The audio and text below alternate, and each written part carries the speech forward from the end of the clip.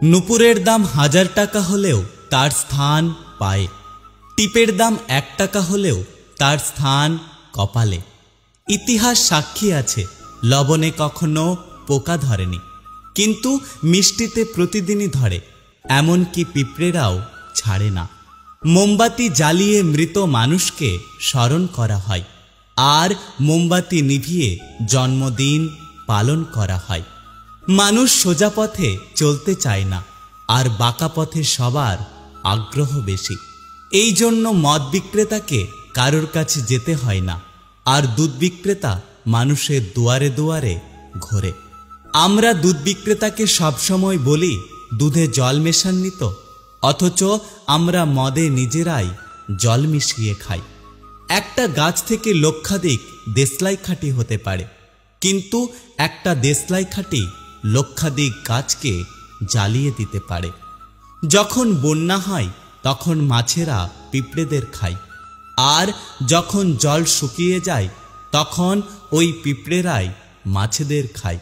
সুতরাং সময় এবং পরিস্থিতি যে কোনো সময় বদলাতে পারে।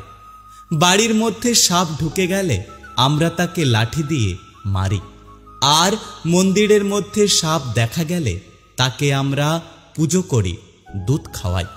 পৃথিবীতে সবথেকে বেশি মিথ্যে কথা বলা হয় আদালতে, ধর্মগ্রন্থ ছুঁয়ে, আর পৃথিবীতে সবথেকে বেশি সত্য বলা হয় মদের দোকানে, মদের গ্লাস হাতে নিয়ে। সময় বড় কঠিন হয়, তাই জন্যই তো ঘড়িতে ফুল নয় বরং কাঁটা থাকে। কেউ একজন একটি সুন্দর কথা বলেছেন, আমি যখন ছোট ছিলাম তখন আমার জুতো ছিল না বলে আমি কেঁদেছিলাম। তারপর একদিন দেখলাম এমন একটি ব্যক্তি যার পা নেই। তারপর আমি বুঝতে পারলাম যে পৃথিবীতে আমি কতটা ভাগ্যবান।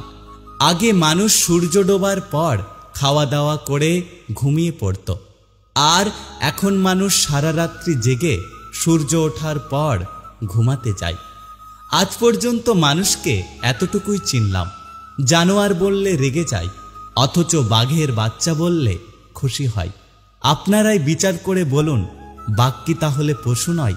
উপোস করলেই যদি ওপরবালাকে পাওয়া যেত, তাহলে এই পৃথিবীতে বহুদিন অনাহারে থাকা মানুষ সব থেকে বেশি ভাগ্যবান হতো। উপোস অন্যের নয়, চিন্তা ভাবনার করুন। মানুষকে মানুষ বলে ভাবার চেষ্টা করুন। মানুষের সাথে পশুর মতো ব্যবহার করবেন না। নিজের মধ্যে কখনো অহংকার আসতে দেবেন না। ওপরবালার উপরে ভরসা রাখুন।